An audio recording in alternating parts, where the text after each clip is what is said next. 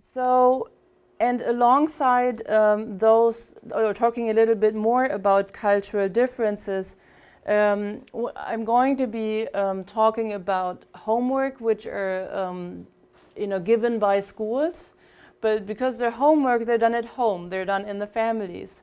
And so what's also important to know or to keep in mind about our cultural system, especially in Germany, is that kids are raised in basically two separate institutions.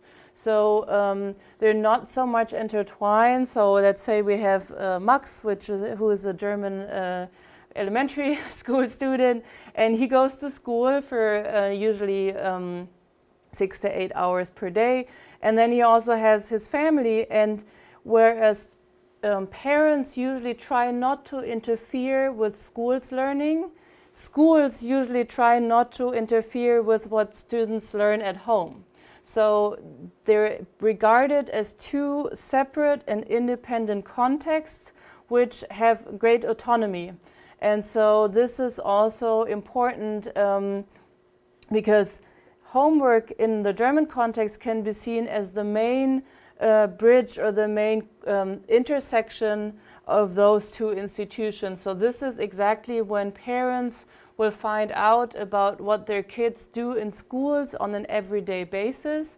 And at the same time, the teachers might know what the parents are like, depending on if the kid had got help with their homework or if the parents checked the homework. And so it's basically the only time where on a very regular basis those two contexts actually connect. I mean, of course there are some like teacher-parent meetings once a year, but talking about everyday school life, this is the main intersection. So coming to talk about parental homework involvement.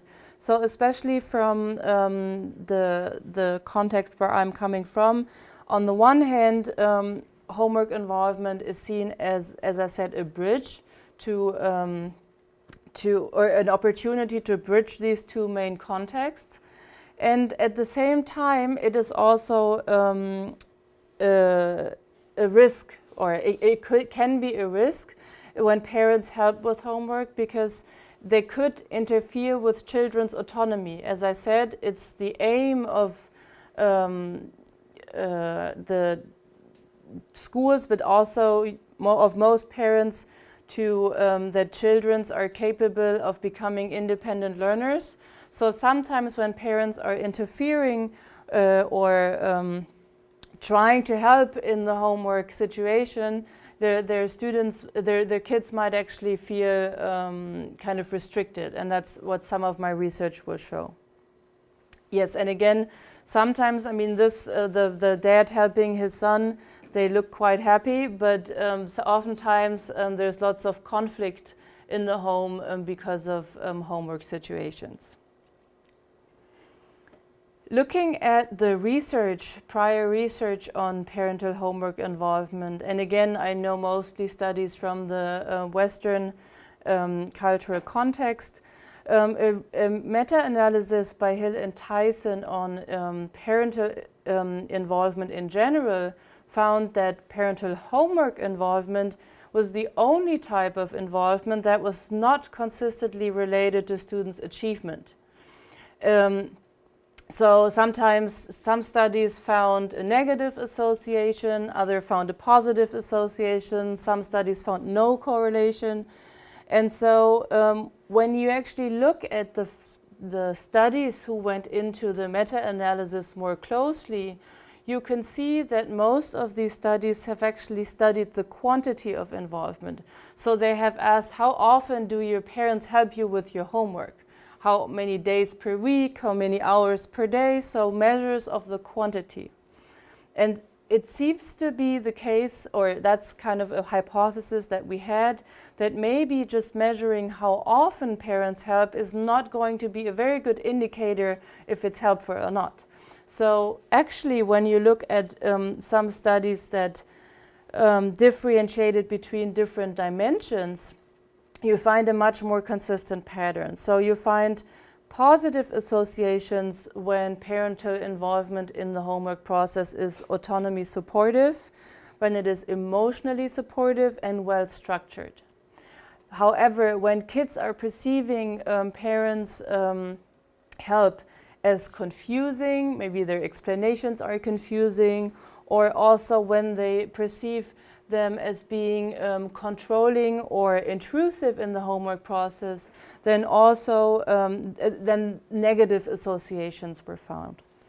And even though these studies were not particularly informed by this theory, these findings are very much in line with self-determination theory that posits that children have an innate need for autonomy, competence, and social relatedness, and that environments can actually enhance these three needs by providing autonomy support through interpersonal involvement and by providing structure. So most of this research is conducted in classroom settings, and I'm sure you're familiar with that, but there's also some research on parental involvement that relates to self-determination theory, which says that whenever parents are controlling, meaning their